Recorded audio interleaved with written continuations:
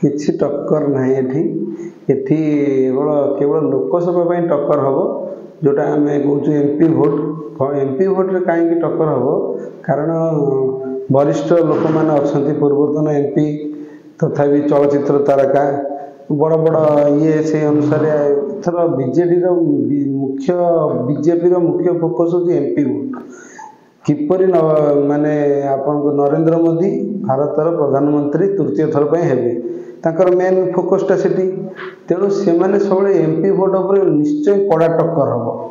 ଆଉ ଯେଉଁ କହୁଥିଲେ ଆଗରୁ ଯେମିତି ବିଜେଡ଼ି ଯେଉଁଭଳି ଭାବରେ ଭାଇକି ନବୀନ ପଟ୍ଟନାୟକଙ୍କ ନାଁରେ ଭୋଟ୍ ନେଉଥିଲା, ଏବେ ସେ ଜିନିଷଟା ହେବ, କିନ୍ତୁ ସେଇଟା ହେଉଛି ବିଧାନସଭାରେ ହେବ। ଲୋକସଭାରେ କିନ୍ତୁ କଡ଼ା ଟକ୍କର ହେବ।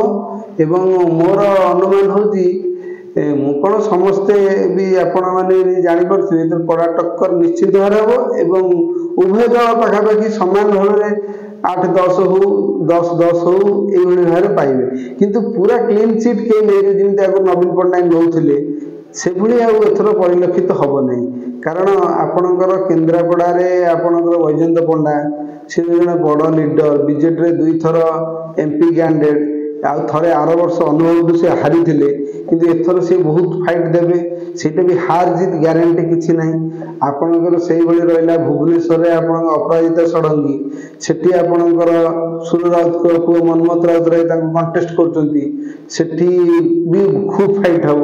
କାରଣ ସେଠି ଅପରାଜିତାଙ୍କର ଟିକେ ଗୋଟେ ଭାଇରାଲ ହେଇଯାଇଛି, ଯେମିତି ଆପଣଙ୍କର ଶିବଙ୍କ ପାଦୁକାକୁ ମୁଣ୍ଡରେ ନ ଦେଇ ଫପାଡ଼ି ଦେଇଛନ୍ତି, ଯେଉଁ ଭିଡ଼ିଓଟା ଏବେ ଭାଇରାଲ ହେଉଛି, ସେଭଳି କାମ କରି ସେ କିଛି ଭୋଟ୍ ହରାଇଛନ୍ତି ଏବଂ ଲୋକଙ୍କ ଲୋକପ୍ରିୟତା ମଧ୍ୟ ହରାଇଥିବାର ଲାଗୁଛି। କାରଣ ଜଣେ ରାଜନେତା ହେଇ, ଜଣେ ହିନ୍ଦୁ ନାରୀ ହେଇ ଯଦି ଏଭଳି କାମ ସେ କରନ୍ତି, ତାହେଲେ କେତେ ଦୂର ଲୋକମାନେ ତାଙ୍କୁ ଭଲ ପାଇବେ। ଯିଏକି ଠାକୁରଙ୍କୁ ହିନ୍ଦୁତ୍ୱ ଉପରେ ବିଜେପି ଭୋଟ୍ ମାଗୁଛି, କିନ୍ତୁ ହିନ୍ଦୁ ରୀତିନୀତିରେ ଯାଉନାହିଁ, ସେଠି ମଧ୍ୟ କଡ଼ା ଟକ୍କର ହେବ। ତାପରେ ସବୁଠୁ ବଡ଼ ଆସନ ହେଉଛି ସମ୍ବଲପୁର ଆସନ, ଯେଉଁଥିରେ କେନ୍ଦ୍ରମନ୍ତ୍ରୀ ଧର୍ମେନ୍ଦ୍ର ପ୍ରଧାନ ଏବଂ ବିଜେଡ଼ିର ସାଂଗଠନିକ ସମ୍ପାଦକ ବବି ଦାସ ଯେଉଁ ଫାଇଟ୍ଟା ହେବ, ସେ ଫାଇଟ୍ଟା ପୁରା ରୋଚକ ଫାଇଟ୍ ହେବ। ମାନେ ଏଇଭଳିଆ ଗୋଟେ ମହାଭାରତ ଯୁଦ୍ଧ ଯାହା କୁହନ୍ତି, ଭୀମ ଆଉ ଦୁର୍ଯ୍ୟୋଧନ ଲଢ଼େଇ ଭଳି ହେବ। ତେଣୁ ସେଇ ଫାଇଟ୍ଟା କିଏ ଜିତିବ କିଏ ହାରିବ ଆମେ ଡାଇରେକ୍ଟ ଅକଳନ କରିପାରିବା ନାହିଁ। କାରଣ ଉଭୟ ସମ୍ବଲପୁରରୁ ନୁହନ୍ତି। ଆଉ ସମ୍ବଲପୁରବାସୀଙ୍କର ଗୋଟିଏ ଦୋଷ ହେଉଛି, ସେମାନଙ୍କର ଫିଲିଂ ଅଛି, ଆମ ସମ୍ବଲପୁରିଆ ଲୋକ କିଏ ଅଛି।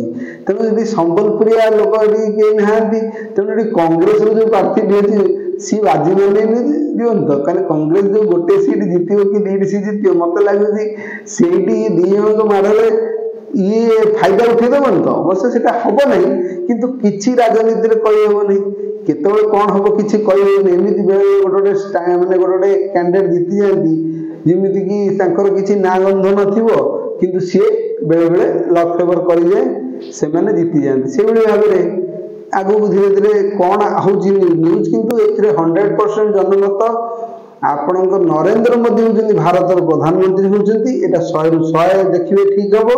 ଏବଂ ଓଡ଼ିଶାରେ ନବୀନ ପଟ୍ଟନାୟକ ମୁଖ୍ୟମନ୍ତ୍ରୀ ହେଉଛନ୍ତି, କିନ୍ତୁ ଓଡ଼ିଶାରେ ଲୋକସଭାରେ ବିଜେପି କଣ୍ଟେଷ୍ଟ କରିବ ବା ଅଧିକ କିଛି ଭୋଟ୍ ନେବ ବୋଲି ମୋର ଆଶା। କଟକରୁ ବିଜେଡିରେ ଆସିବାର କେତେ ପରସେଣ୍ଟେଜ ଅଛି?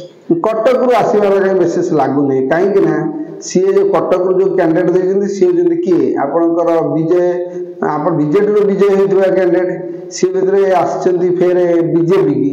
ତେଣୁ ବିଜୟ କାରଣ କଟକରେ ହେଉଛି ଏଇଟା ହେଉଛି ବିଜେଡ଼ିର ଗଡ଼। ବିଜେଡ଼ିର ସବୁଆଡ଼ୁ ଯଦି ବିଧାୟକ ପ୍ରାର୍ଥୀ ଜିତିବେ, ବିଧାୟକ ଭୋଟକୁ ନେଇ ତ ଏମ୍ପି ମାନେ ଜିତିବେ। ତେଣୁ ସେ ଅନୁସାରେ ଭର୍ତ୍ତୃହରି ମହତାବ ଯେଉଁଟା ଆପଣଙ୍କର ଠିଆ ହେଇଛି, ଯେ 5 ଥର 6 ଥର ସାଂସଦ ଥିଲେ, ମାନେ ଲୋକସଭା ପ୍ରାର୍ଥୀ ବିଜୟ ହେଇଛନ୍ତି ବିଜେଡ଼ିରୁ, ଏଥର ସେ କିନ୍ତୁ ବିଜେପିରୁ ଠିଆ ହେଇଛନ୍ତି। ତେଣୁ ତାଙ୍କର ନିଜସ୍ୱ ଭୋଟ୍ ବୋଲି କହିଲେ କିଛି ନାହିଁ, ତାଙ୍କୁ ଏତେ ଲୋକ ବି ଭଲ ଭାବରେ ଜାଣିନାହାନ୍ତି, ସବୁ ଭୋଟ୍ ନବୀନ ପଟ୍ଟନାୟକଙ୍କର। କିନ୍ତୁ ଏବେ ଯେଉଁ ମୋଦିଙ୍କର ଯେଉଁ ଭୋଟ୍, ମୋଦିଙ୍କର ଯେଉଁ ହିନ୍ଦୁତ୍ୱ ଭୋଟ୍, ମୋଦିଙ୍କର ଯେଉଁ ପପୁଲାରିଟି, ସେ ତାକୁ ନେଇ ଏଥର ବିଜୟ ବୈତରଣୀରେ ଯୁଦ୍ଧ କରିବାକୁ ଆସିଛନ୍ତି। ତେଣୁ ଏଇଠି ଯୁଦ୍ଧଟା କ'ଣ ହେବ, କୋଉ ପଟେ ଆମେ ଏଭଳି ରୋଚକ ଯୁଦ୍ଧ କେବେ ଦେଖିନାହୁଁ କଟକବାସୀ। ତେଣୁ ଆଜି ଆସିଗଲା ନିର୍ବାଚନର ପର୍ବ, 5 ବର୍ଷ ବିତି ଯାଇଛି, ପୁଣି ଆସିଛି ନିର୍ବାଚନ ପର୍ବ ଓଡ଼ିଶାର ଭାରତ ବର୍ଷରେ। ଆଉ ଯେମିତି ଏପ୍ରିଲ ମାସରେ ଓଡ଼ିଶାର ତାତିଟା ବଢ଼ି ବଢ଼ି ଯାଏ, ସେମିତି ଧୀରେ ଧୀରେ ନିର୍ବାଚନର ତାତିଟା ବଢ଼ି ବଢ଼ି ଯାଉଛି। अच्छा परिस्थिति एमती बहुत गुड़ा जगह कैंडिडेट दिया सर समस्ते प्रिपेयर हो गले अलमोस्ट आम निर्वाचन कलु किंतु आश्चर्य कथा एबे जगह बहुत गुड़ा सेंसिटिव जगह कैंडिडेट दिया ही है कारण तो किसी बुझी होनी एक्चुअली जमती क्रिकेट रे मैच फिक्सिंग हुए सेमती लगुच ओडिशा रे हमर लैंड फिक्सिंग हो जाए माने पिच फिक्सिंग हो जाए भाया लगुच तो कथाटा सेटा नुहे कथाटा होची एमती जे निर्वाचन आसिला निर्वाचन गला पुणी निर्वाचन आसीबो किंतु आमको एमितिया कैंडिडेट दरकार आउ एमितिया गवर्नमेंट दरकार जे कि हमर काम करि पारुथिबो हमर काम करि पारुथिबो करप्शन फ्री हेथिबो आ सबुठु बड़ कथा हला राजनीति रे जातीय स्तर रे कम से कम हमको गोटे सुरक्षित हाथ दरकार जे कि देशटा को संभाली परिबो आउ ताठु बड़ कथा हला आज्ञा सत कथाटा होची by the people of the people for the people एटा होची सत आउ डेमोक्रेसी रे आ छडा आ किछि